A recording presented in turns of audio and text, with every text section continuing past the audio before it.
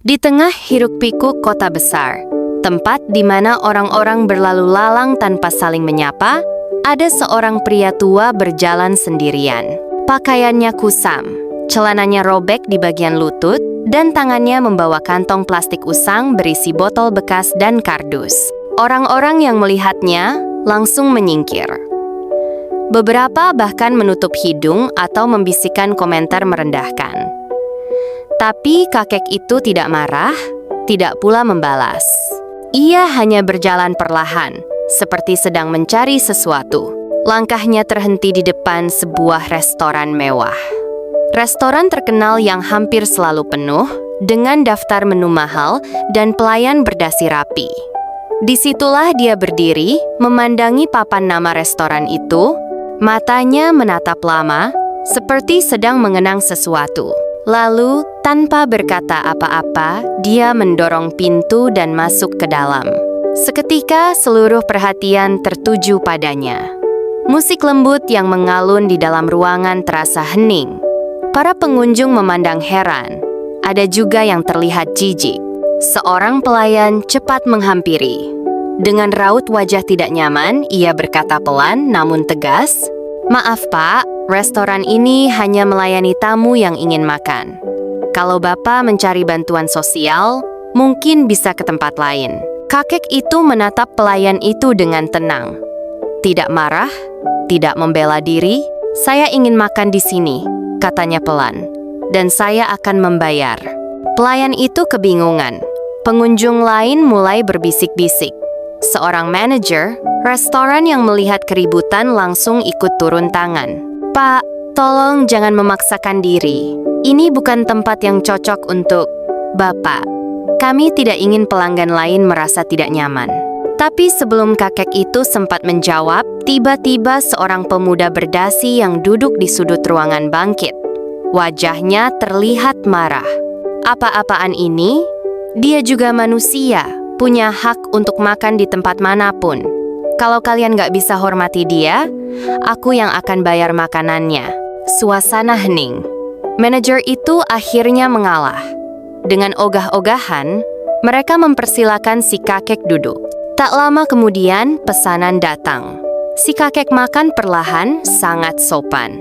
Ia bahkan tidak menyentuh peralatan makan mahal yang disediakan, hanya menggunakan tangannya. Setelah selesai, ia memasukkan tangannya ke dalam kantong plastiknya. Para pelayan mulai gelisah, takut kakek itu tidak bisa membayar.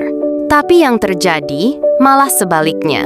Dari dalam kantong plastik lusuh itu, si kakek mengeluarkan dompet kulit asli yang terlihat jauh lebih mahal dari seluruh seragam pelayan di sana. Ia mengeluarkan beberapa lembar uang 100.000 dan menaruhnya di atas meja.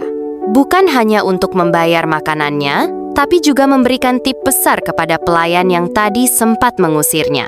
"Terima kasih telah mengizinkan saya makan di sini," katanya sambil tersenyum. Sebelum ada yang sempat bertanya, kakek itu berdiri dan berjalan keluar. Tapi cerita tidak berhenti di situ. Keesokan harinya, restoran itu dikunjungi oleh seorang pengacara terkenal. Ia membawa dokumen resmi dan meminta bertemu dengan seluruh staf restoran. "Kami mewakili pemilik sah restoran ini," katanya. "Dan mulai hari ini, kepemilikan resmi telah berpindah." Semua orang bingung, siapa pemilik barunya? Beberapa menit kemudian, pria tua yang kemarin mereka usir datang lagi. Kali ini, bukan dengan pakaian lusuh, tapi dengan setelan jas sederhana dan senyum tenang di wajahnya. "Saya bukan pengemis," katanya. "Saya adalah pendiri pertama restoran ini sebelum saya jatuh sakit dan kehilangan segalanya. Restoran ini dulunya kecil, saya dan istri yang mengelolanya. Tapi setelah dia meninggal, saya menyerahkan semuanya kepada mitra bisnis yang ternyata mengkhianati saya. Sekarang, setelah puluhan tahun, saya kembali. Dan saya ingin melihat siapa saja yang benar-benar punya hati, dan siapa yang hanya menilai dari penampilan." Semua pegawai terdiam. Manajer yang dulu mengusirnya langsung tertunduk. Pelayan yang sempat mengejek, menangis. Tapi, Pria muda yang membela si kakek, ia justru dipanggil maju oleh sang pemilik. Kamu, anak muda, kamu akan saya angkat jadi manajer baru di tempat ini.